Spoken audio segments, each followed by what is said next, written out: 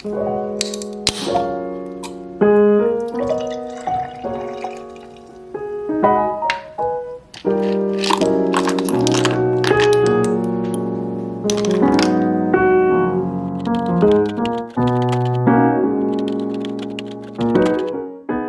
everyone, welcome to my June reset. Oh my gosh, just saying that makes me so happy because June is one of my favorite months. June and October are my two favorite months of the year. I just love June. I can't believe we're here. Can't believe we made it to summer.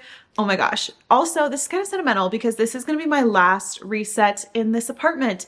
I am moving June 3rd, this first week of June, to a whole new apartment. So that's going to be in other videos. We're going to do moving vlogs, empty apartment tours. Lots of that content is coming, so make sure to subscribe if you want to see that.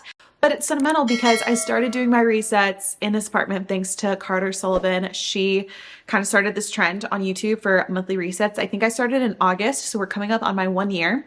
Usually my most popular videos every month. So thank you guys for watching them. I'm glad you like them. If you ever have suggestions or critiques, let me know. I'm open to it. I want to make these motivational for you because I think it's so good to just like reflect at the end of every month. They go by so quickly. So it's good to kind of take a pause, take a few minutes, and you can reflect and reset with me. I already drank my coffee, which you can probably tell from my energy. But if you haven't already, get yourself a little drink, a little snack, and your journal, your planner, whatever you need, your computer, your budget, and we're gonna do it all together. If you've watched one of my videos before, you know the drill. First up, we are doing highs and lows of May, and then if I hit my goals for May, and then my June goals. So putting it all, I write them all down in my dreamer journal. One of the highs was definitely Abby, Dream Daily summer marketing intern starting. It's just, I love being able to work with someone. I feel like I'm a very kind of extroverted person, and just being around people helps make me more creative, helps bring me energy. And so she has only worked for a week and a half right now, but she's been a great asset to the team, and we're so excited for what we're planning for this summer. Another high is spending time outside. East Tennessee and Middle Tennessee is absolutely beautiful. It's about to get hot, but May, we've had like such great weather. It's been in the 70s or 80s. It's sunny most days with like a light storm in the afternoon. With like Florida, that's my favorite weather, when it's like hot all day and then you have an afternoon rain. But I've been able to spend time outside. I went home for Mother's Day and we played pickleball. Then me and my boyfriend bought pickleball paddles so that we can maybe play with my friends. I want to be playing volleyball, tennis. Like I am going to be in my sporty girl era this summer. Rewinding real quick. I'm coming to you from the future because I forgot to say this when I filmed the before clip of my highs, and I'm budgeting and realizing one of the biggest highs of the month, but it happened the first weekend, so I forgot it happened this month. Eras Tour. I got to see Taylor Swift 2 nights in Nashville. Definitely a huge high for the month. Like, you can watch the vlog if you want to just see how exciting it was and how amazing it was, and us getting ready and parts that I loved from the show and a recap of it. Just go watch the vlog. It's such a fun vlog. But yeah, obviously Eras Tour, Taylor Swift, huge high. Can't believe I forgot it.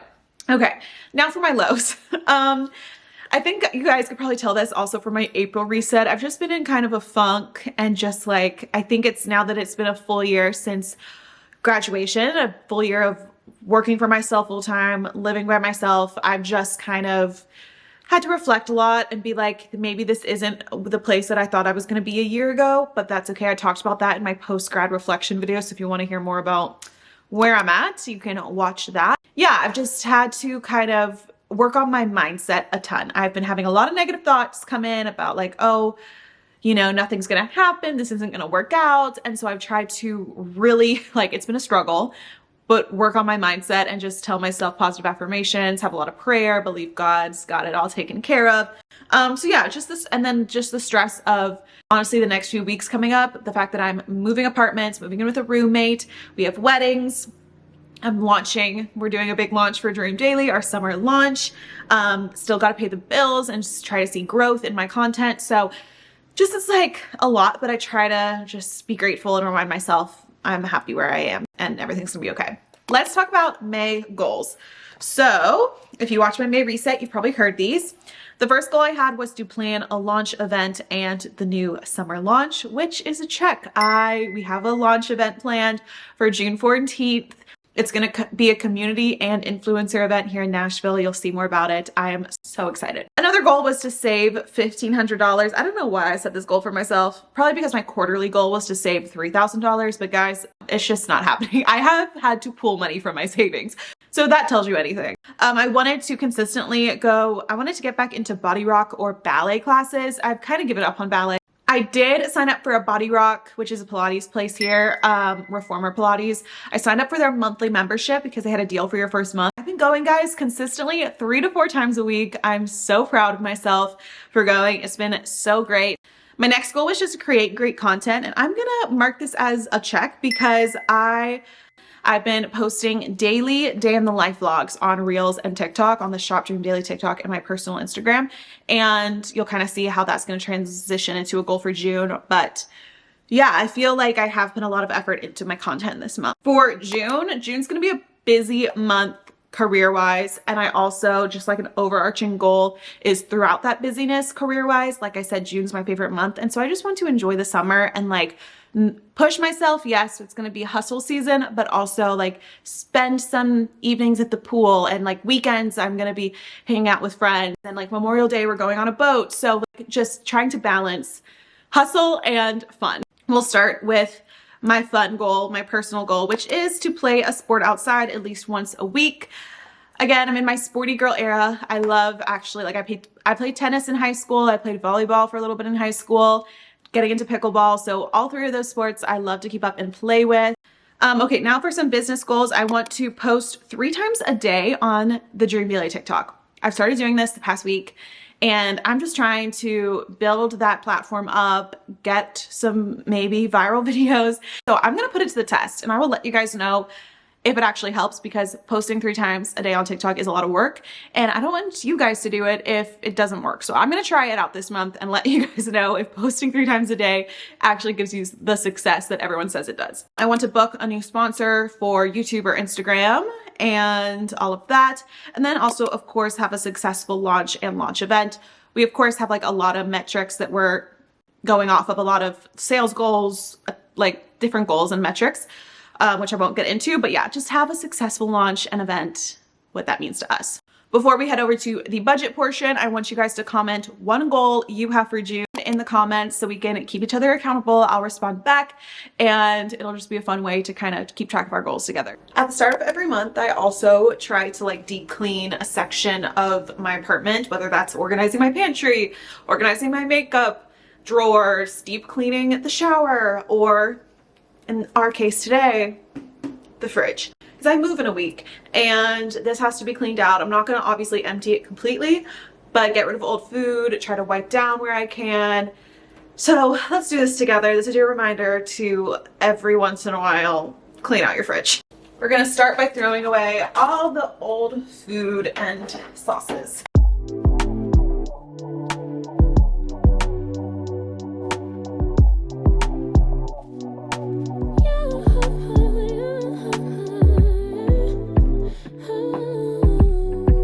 Throw all this out, and then we're gonna take everything out and wipe it down a bit.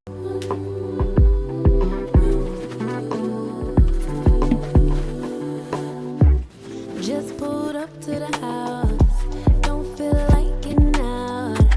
I'ma just lay back and cry. Oh my gosh, guys, this is so gross. Okay, we're about to wipe all this down. I took all the drawers out. All right, much better. These smell so good. The Everspring stainless steel wipes and lemon and mint.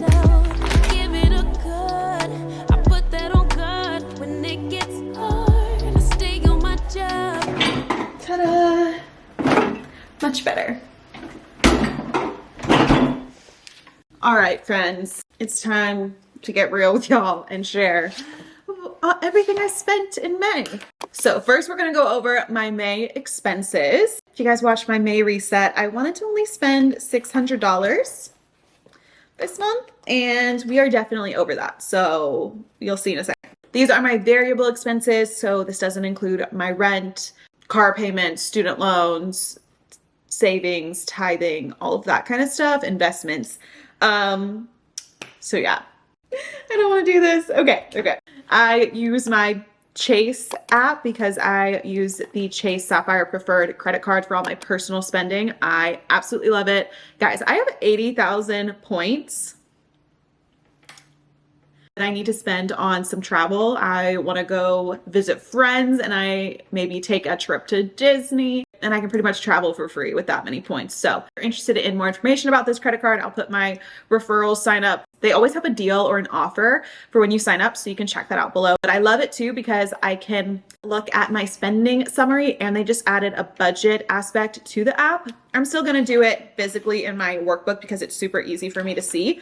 Okay, so for transportation, I budgeted $75. I'm very thankful my dad filled up my gas this month when they visited. My parents visited, so that was super nice of him, and means that I only spent $25 on gas, and then I had an Uber charge for $25. That was to the Eras tour. That was split between a few people, but because I have Venmo and stuff, and I don't usually count Venmo, we're just gonna keep it at 25. So total for transportation was $50. Okay, but then we go in to eating out. I budgeted $150 and I spent $250, a bit over that. Honestly, a few of that was the Eras tour.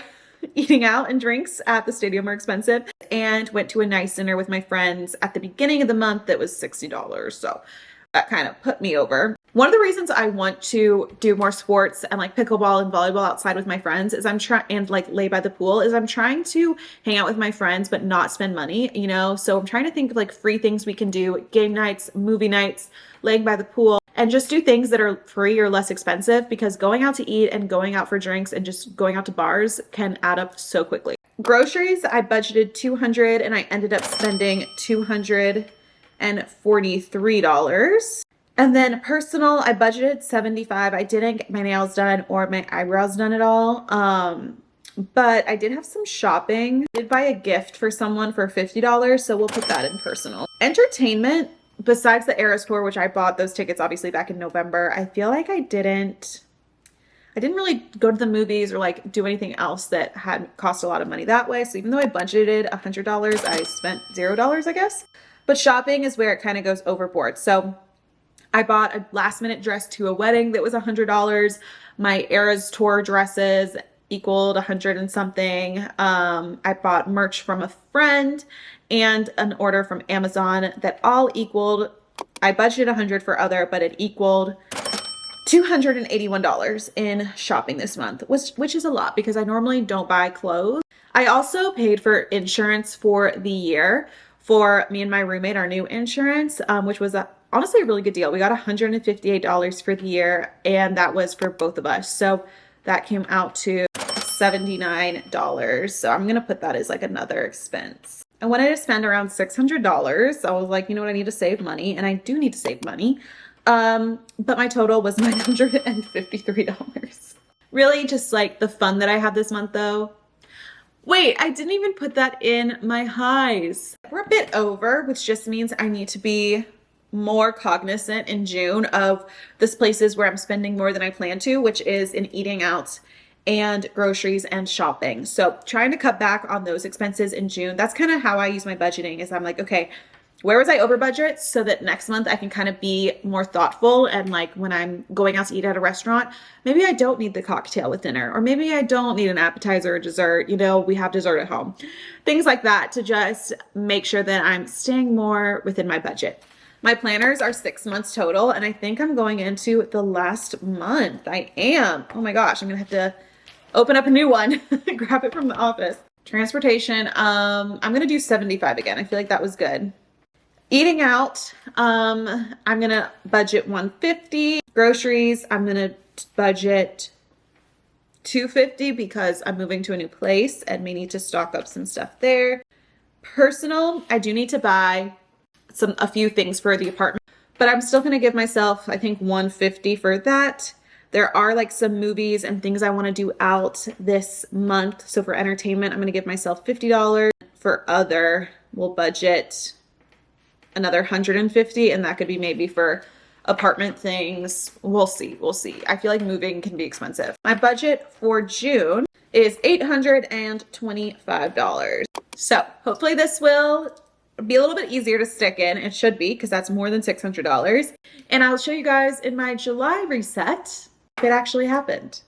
On to the next segment, which is normally book reviews, but guys, I only finished one book this month. There's been so much good TV out that I've been watching a lot of TV shows, so this is just going to be a content, and maybe I'll switch this segment from book reviews to just content reviews, because I want to talk about podcasts, books, and TV.